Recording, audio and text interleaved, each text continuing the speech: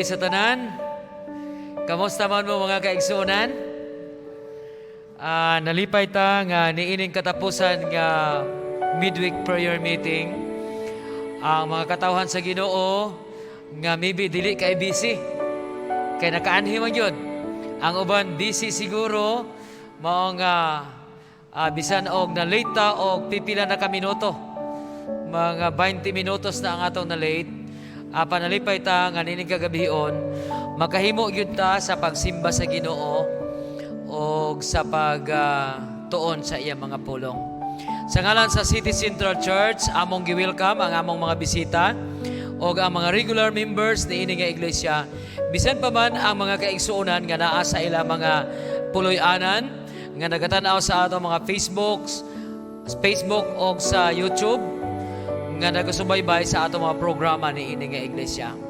Amo kamong gi-welcome.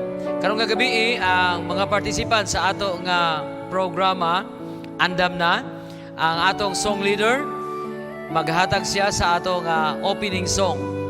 Og ang opening prayer igahatag ni Sister Estrellita Andres.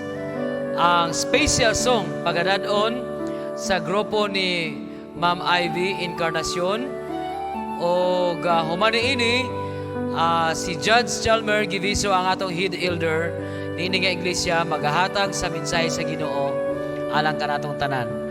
Ang ato nga closing song igahatag sa atong song leader o ang closing prayer pagadadon sa inyo nga presider.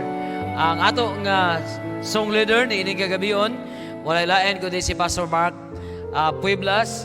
Ang naa sa piano, mao si Brother Dandy Tuyogon. Ang Diyos magapanalangin kanatong tanan. Samtang kita magpaminaw sa iyang pulong o magasimba kaniya ni ining kagabion. Alang sa pag-abli sa ato ang pagsimba ni ining kagabion, manindog ta mga kaigsunan atong awiton ang Hark 'Tis the Shepherd Voice I Hear, makita sa is the hymnal, hymn number 243.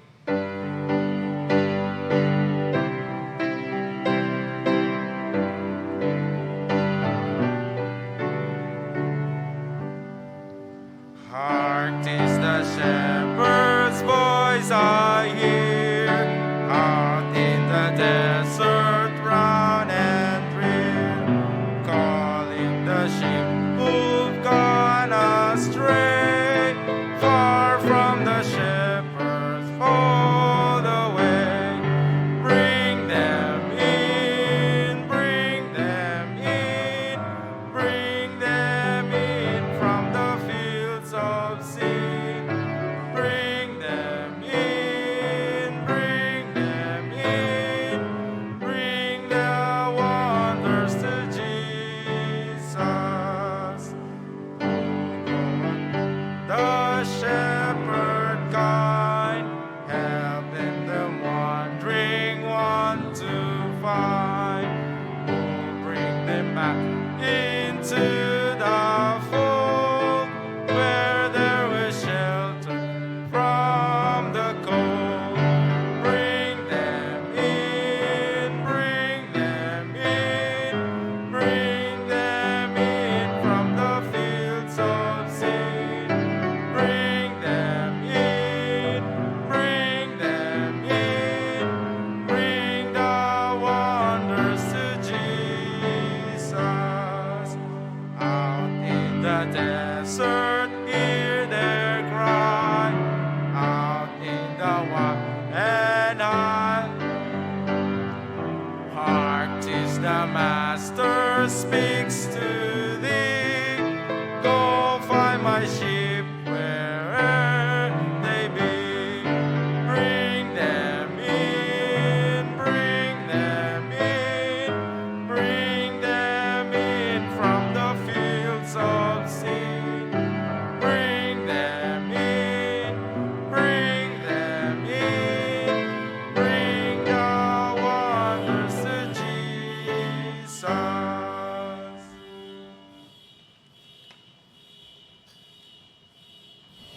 Mangluhod ang tana ang pagampo. Dalaygon ug maluluyon nga Dios, Amahan nga langit nun. Daghang salamat jud Amahan kahimo kami sa pagdayo ug pagsimba diya kanimo karon. Takna sa kagabhion sa Miyerkules sa among midweek prayer. Daghang salamat usab Amahan sa tanang mga panalangin. Gibubo nimo kanunay kanamo sa maayong panglawas ug labi na Amahan ang among espiritual nga pagkinabuhi. Daghang gyud salamat Amahan sa tuod sa akong mga panghitap. Imo akong gipasimba. Daghang salamat gyud Amahan. Panalingini kaming tanan karon Amahan nga nagahimo sa pagsimba kanimo. Ngayon bala ang espiritu magauban jud kanunay kanamo sa tanan.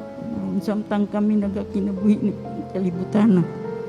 Tabangi usab Amahan ang among magsusulti Judge Chalmer Hibiso. Ihatag niyang langit ng nakaalam nga among tulong Amahan magikan gayud diha kanimo Amahan. Nga kining mga pulong usab among batunan o makapalig-on sa among pagpadayo pag-alagad diha kanimo. Daghang salamat jud Amahan ug dagay kami sa iluhan sa lapasan. Salamat sa kanunayan nimong gugma kaluoy grasya gibubo nimong kanunay kanamo. Daghang salamat jud Amahan. Kining tanan akong pagadawaton tungod lamang sa ngalan ni Jesus nga may bugtong na luluwas. Amen.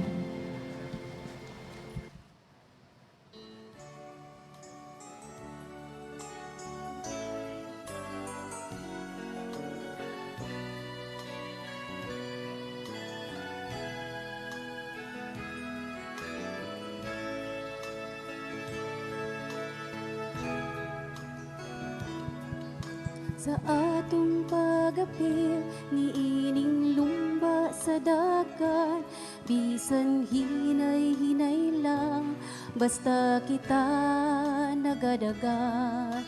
Atong gyud nga maangkon ang kinabuhing dayon, kun kita mula hutay lang hangtod sa katapusan. Kumusta na ang pagtuo nga bisan sa tuno ko, nga dalang maagian ligon ba ang atong pagtuo nga dili mapukan sa tanang kalisdanan atong hinumduman nga langit ang daganan o nga atong maangkon ang kinabuhing dayon.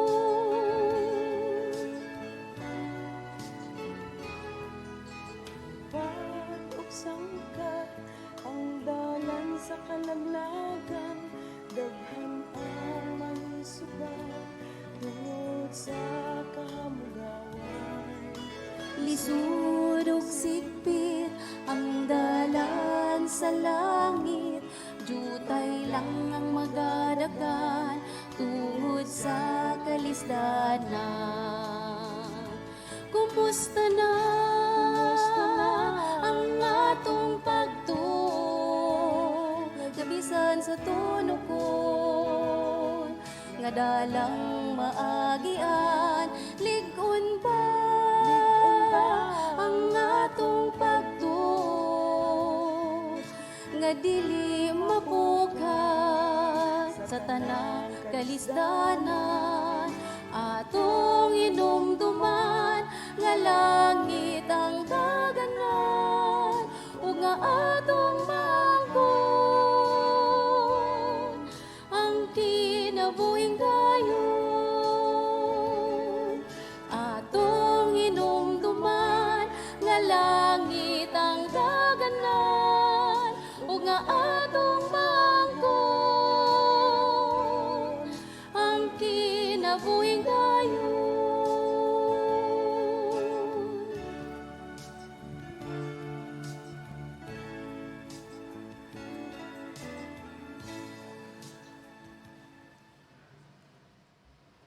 Maayong gabi mga kaigsunan.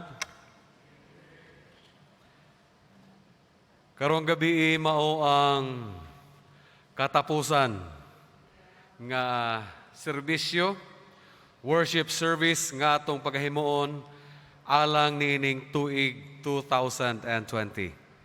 I'm not sure if you have realized that. No? Karon mao ang katapusan nga tingsiman. Last Sabbath was the last Sabbath, but today is the last worship day for us for the year 2020. Ugma will be the last day. December 31 will be the last day of the year 2020, and the day after will already be the start of a new year, bagong tuig 2021.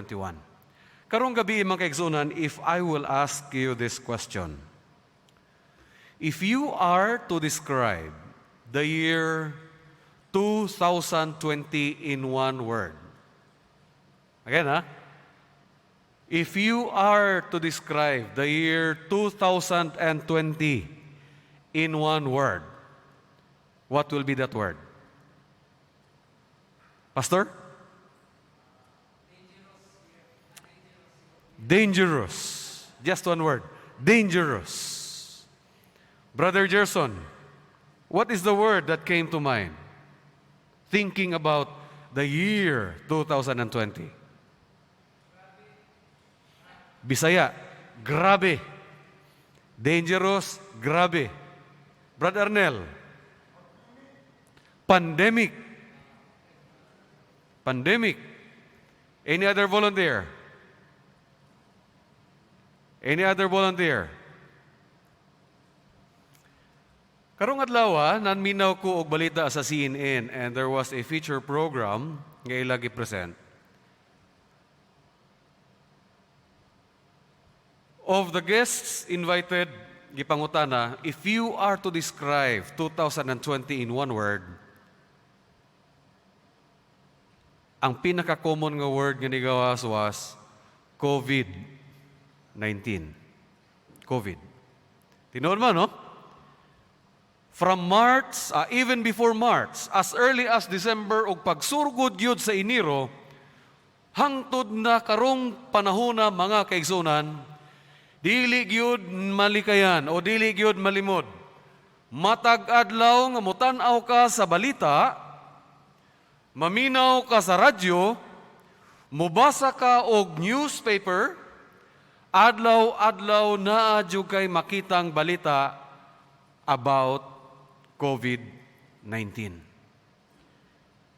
Mao gani nga sumala pa nila mga kaigsunan, the year 2020 was defined by the word COVID, because everything that happened around, all nations, all businesses, all families, all organizations, bisan pa ang atong iglesia, halos tanan natong pagabuhaton is always what? In relation, always with relevance to COVID-19. In fact, karon pa lang sa atong pagsimba, if you look around, everyone is wearing their mask, wearing their face shields, nagalingkod, 1 meter apart, ngano man na? It's because of COVID. It's because of COVID. Sitwasyon sa nagkalain-laing mga negosyo karon, nagkalain-laing mga opisina. Kung imong pagatan-awon mga kaigsunan, defined by COVID. Moadto ka sa akong opisina karon, pastor, inigsulod nimo, tagbuon kag plastic, silupin. Ngano man na? Tungod sa COVID. Adto kag tindahan karon, gamay ra ang tao nga ginapasulod. Ngano man? COVID. Hinungdan nga ang daghang makataw-an mga kigsunan, ang ilang kinabuhi sa kasamtangan is in fact influenced also by COVID. Sa ako personally, mga kaigsunan, I did a little survey through Facebook. Just about 2-3 hours ago, I posted in my account the same question.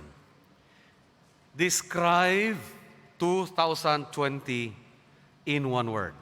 And here is what I got. Ang pinakaunang nga word nga ako nakuha is the word grateful. Grateful. Tingala ka, anong grateful man? Ha?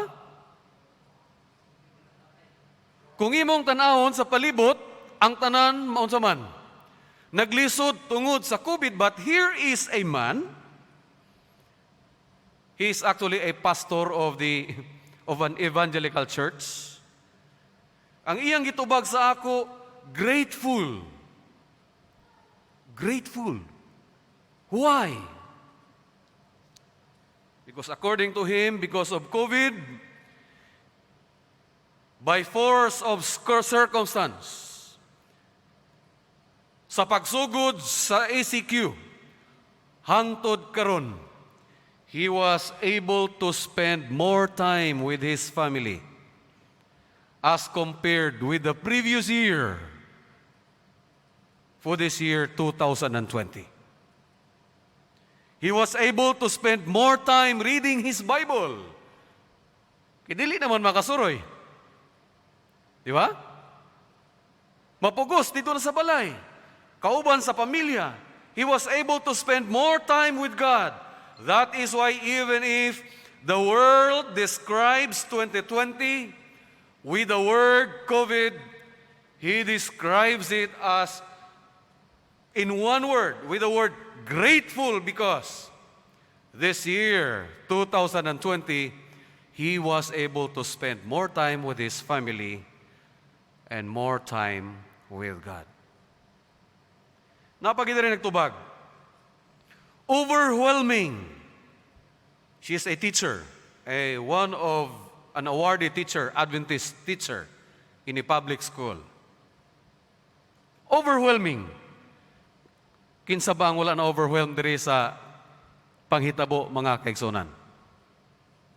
Overwhelming but not overwhelmed. Napo din nagtubag. Blessed. Actually, mo na yung pinakadaghan. Blessings. Blessed. Mo na yung pinakadaghan nga word. Why? Because even if the world was smitten with a deadly virus, ang mao nga panghitabo, mga kaigsunan, naghatod og daghang panalangin diha kanila.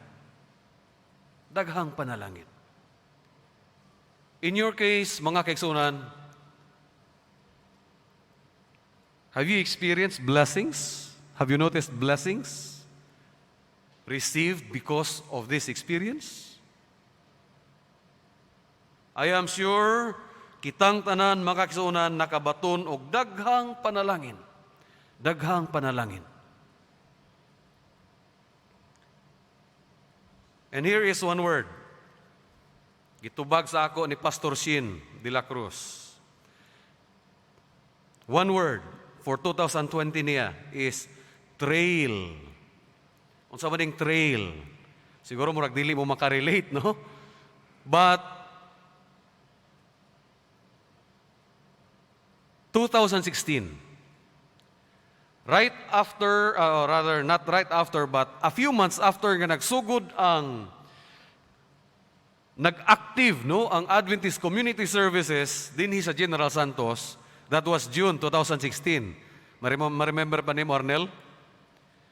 Just a few months after, mga beginning October or November that same year, samtang nagkabisi ang mga volunteers nato, mga kaigsuunan, paghimo og serbisyo dinhi sa atong palibot, mga lugar nga mga maabot sa atong mga sakinan, na-realize sa ubay-ubay sa ato mga volunteers that daghan pang mga katawhan nga nakinahanglan sa serbisyo sa Adventist Community Services sa mga dapit nga dili makabot og mga sakinan nga four wheels.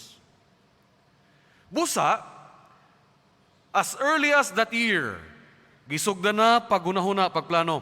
Mas maayo siguro og magtukod ta og grupo kining magmotor. Magtrail ta aron nga makabot nato tong mga kigsuonan naa sa mga kabukiran aron nga kanang pinaagi sa pagmotor makaserbisyo pud ta, makadawat pud sila sa atong serbisyo og labaw sa tanan, makadawat usab sila og mensahe sa gugma sa atong Ginoo pinaagi sa pagserbisyo sa Adventist Community Services. Apa nilabay ang 2016 nahuman wa gyud nasugdan mga igsunan. The following year nagpalit na kog motor. Motor nga sports, pang off-road lagi. Kay sige na mong encourage yun, agoy ang uban nga mga kaubanan, lahi man nga motor ang ipalit, pastor. Mio, unsa pa to nga mga motor? NMAX, unsa man ang mga motor? Pangbukid na? Murag dili. So nahitabo mga igsunan, nilabay ang 2017, tinuod, dunay grupo sa mga Adventista nga mga nagamotor nga na-organize, apan wa gihapon nasugdan ang buhat pagkabot sa makatawhan nga anaa sa kabukiran. 2017, 2018, 2019 wala gihapon. 2020 nagsugod ang COVID bulan sa Marso. Kung inyong nabantayan, right after nga giluagan gamay sa atong gobyerno ang quarantine protocols, pag-shift gikan sa ECQ to GCQ, labaw na nga nahimo ng MGCQ, gitugda na pagawas ang mga tao. Unsay nahitabo? Daghanang nagsugod og bisikleta, di ba, no? O, diri sa atong iglesia, pinaagi sa pagpangulo ni Brother Randy Esparagusa, nasugdan ang ACT, Adventist Cycling Team. Layo na kay silag naabot. Nagabike na sila padulong sa Kiamba, pabalik, bike na sila padulong sa Takurong, Isulan, Norala, pabalik. The latest nga kung nahibaluan sa ilahang gishare nga post, nakaabot na sila Davao, bike, ato ditog buntag, pauli diri pagkahapon.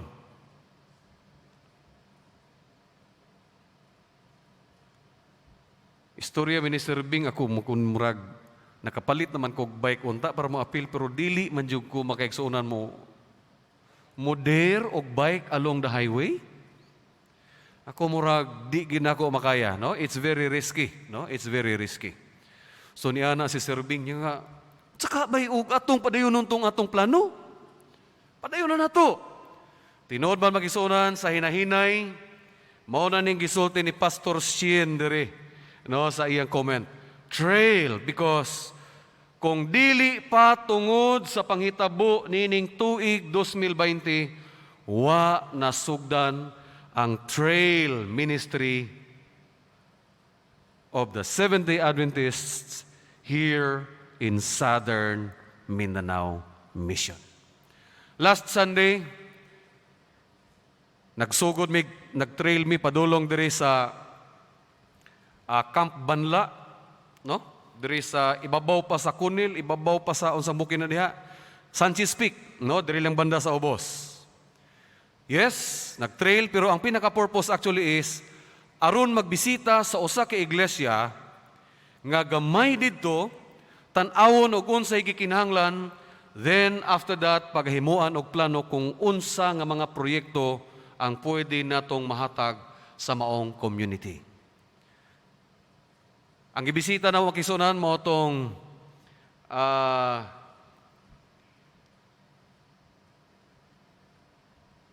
unsa kani ng simbahan ni Babaw pa sa Olimpog, Bulatukay, asa? Balakayo.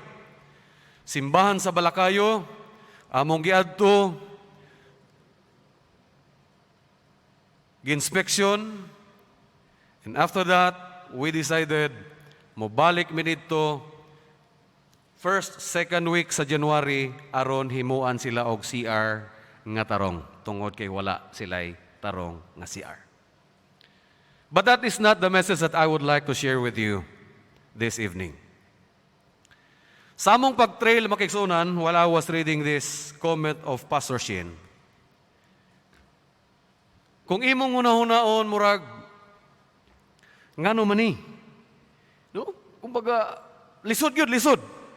So while naga-trail mi makigsunan, kay kuan lagi mga Adventista, so every now and then na stop over, mangutana dayon si Pastor Shin interview. Oh, what's the experience? Kumusta man ang experience? Tinuod man makigsunan, ang matag-usa naga-share sa ilang experience, contemplation kung unsa ang lesson, mensahe sa Ginoo nga ginapaabot sa amo samtang nga naghimo umini ana nga kalihukan. Sa ako personally makigsunan, this is my first time. Muna nga niya ko, Pastor, this is my first time, and I didn't realize nga ing ani di ay kalisod. Ing ani di ay kalisod kini gitawag ninyong trailing. Trailing. Sa pagsaka makigsunan, batuon, subida, kantil sa tuo, ang bato ra ba, buak-buak ra ba nga mga bato, Pastor? Apan bisan pa sa kalisod, matumba, pila ka bisis, mubakod ra gyud, apan pag-abot nimo dito sa unahan makisunan, pag kanindot sa view, imong makita ang tibuok General Santos right there on top, and on the other side, imo pong makita ang Mount Matutom nga sa pagkanindot makisunan. Sa pagkanindot. Lesson that I have learned. Sa atong kinabuhi nga Kristohanon mga kigsunan, murag susama rapod sa trailing. Sa trailing. There will be lots of times matumba ta. Lisod. Lisod. Apan unang leksyon nga kung nakuha makigsunan. If you want to reach your destination, sa imong pagkatumba, bakod yun. Bakod yun. Pagbakod nimo, abanti. Abanti. Kay kung dili ka mo bakod, dili ka mo abanti, dili gyud ka makaabot sa imong destinasyon. Ikaduha, dunay mga instances, matumba ka makigsunan, tungod kayong imong ligid na lubong, laom. Nga bisag unsaon imong tulod, dili na gyud mo abanti. So ang gikinahanglan unsa man? Kinahanglan gyud og tabang. Nga kung dili ka tabangan sa imong mga kauban og hila sa imong motor, dili gyud ka makagawas aron makalahutay. Nalipay ko makigsunan, ako beginner man jud ko, nalubong gyud. Apan nalipay ko nga sa akong pagtumba, sa akong paglubong, anaa kanunay ang son-in-law ni Sister Neros nga sinanin. Andam pagtabang, pagpatimdog sa motor, andam nga moguyod, mutulod sa akong motor, pasaka, aron makapadayon, hangtod among naabot ang among destinasyon. Mga kaigsunan, dinisulod sa atong iglesia, sigurado sa atong palibot, dunay ubay-ubay nga mga kaigsuunan nato nga natumba, na-stuck sa ilang pagpanlakaw padulong sa langit. Mga kaigsunan, kana silang tanan ato ng mga obligasyon. God has given us the commission to work for them. Aron sila usab makaabot sa destinasyon nga giandam sa Ginoo alang kanimo ug alang kanako. The year is about to end, my brothers and sisters. But mind you, kining tanan nga kalisod nga atong naeksperiensyahan ining tuig 2020, never expect that this is going to end in the year 2021. Sigurado kamo nakadungog na sa balita nga sa kasamtangan, samtang kita dinhi sa Pilipinas, nakig-away batok ni ining COVID-19 nga strain nga nahibaluan sa una pa. Doon na po'y mga bag-o nga strain nga nakita somewhere in Europe, which accordingly is more potent, more dangerous, stronger, a lot stronger than the virus nga anaa sa atong palibot karon. What does that mean? What does that mean? Kung kita mga kaigsuonan naka-eksperyensya og kalisod nining tuig 2020 tungod sa COVID-19 nga nitakboy dinhi sa atong kalibutan with this new strain. Actually, dili lang strain but strains. Dili lang isa, dili lang duha ang nakita. There are more. There are some nga nagsulti nga dili pa gid confirmed actually, but there could be as many as 7 ka new strains of coronavirus nga nag-mutate gikan sa COVID-19 which are already around us sa uban nga mga nasod. With all these things happening around us, there is one thing that we have to remember. All these things that we face right now is not going to end yet. Chances are 2021 is going to bring us a more difficult year as compared with what we have experienced this year. Mga kaigsunan, while I was contemplating upon this, just like all these people here nga nag-comment sa akong question on Facebook, I am grateful. I feel blessed. Why? Because personally, I can see nga ang mga palatandaan nga gihatag sa atong Ginoo sa Mateo Kapitulo 24, nagsugod na gyud, naa na gyud sa atong palibot. Anaa na gyud sa atong palibot. Mateo 24, nagasulti diri sa versikulo 7, for nations will rise against nations, kingdoms against kingdoms, and there will be famines and pestilences. Pestilences and earthquakes in various places. All this are beginning of sorrows.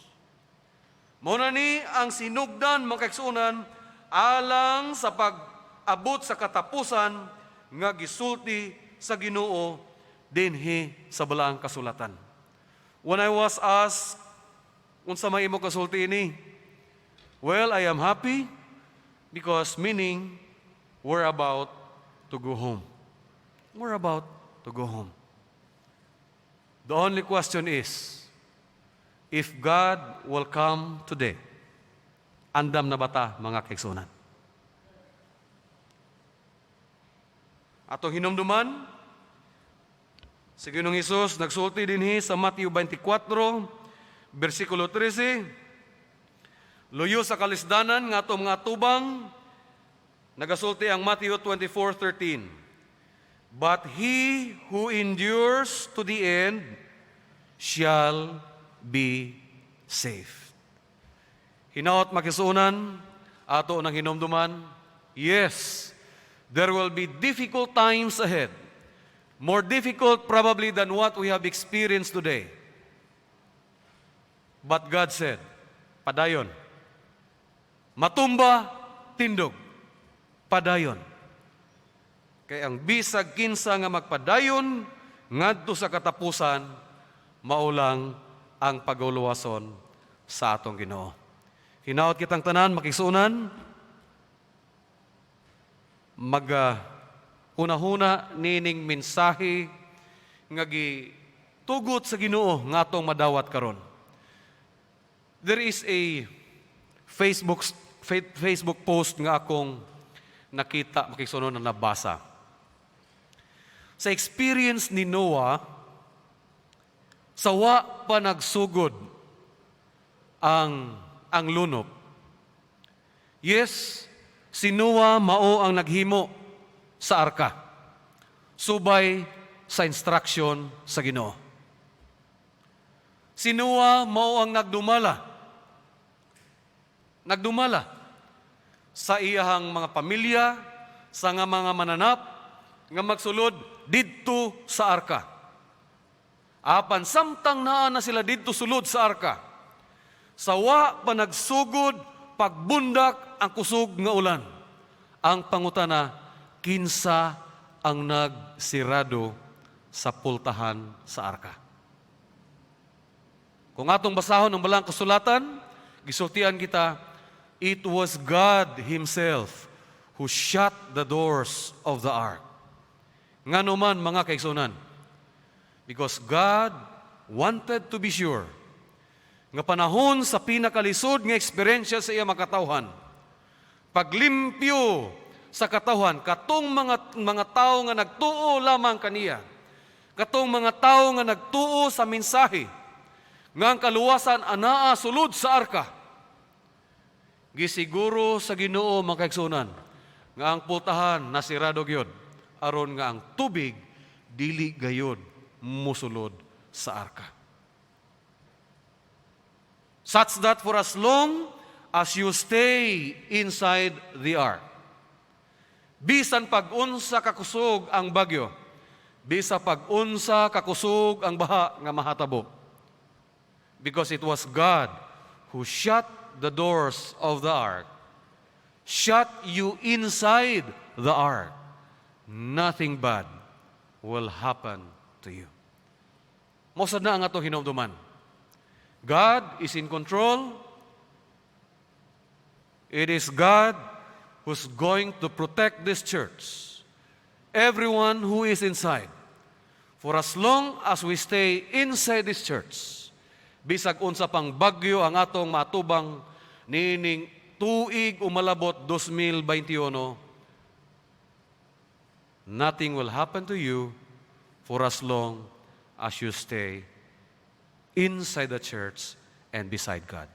The Lord bless us, hinaot kitang tanan, mahimong susama ni ining akong mga amigo dinhi, magapasalamat sa Ginoo, feeling blessed and grateful despite of all the experiences that we went through this year, 2020, looking forward to the 2021, that God will never leave us, that God will continue to protect us, that God will continue to bless us until we reach the destination that God has prepared for all of us. May God bless us tonight. To close our worship this evening, let us sing Hold Fast Till I Come, is the hymnal, hymn number 417.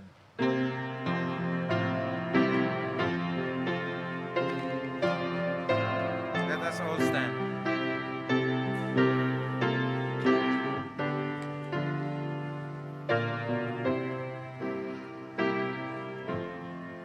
Sweet promises given to all who believe. Behold, I come quickly, mine own to receive. Hold fast till I come, the danger is great. Sleep not as no others. Be watchful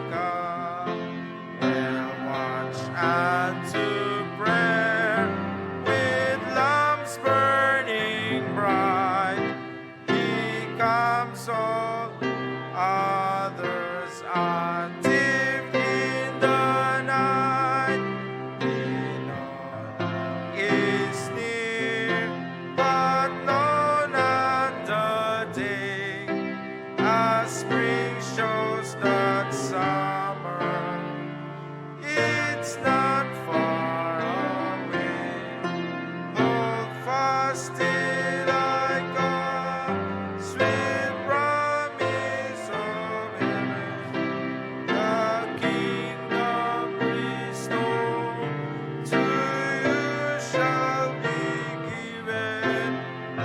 Enter my joy, sit down on my throne. Bright crowns are in waiting. Hold fast till I come. Yes, our hope is built in His words, the glorious appearing of Jesus our Lord. Of promises all it stands the sum. Behold, I come quickly. Hold fast till I come. Hold fast till I come.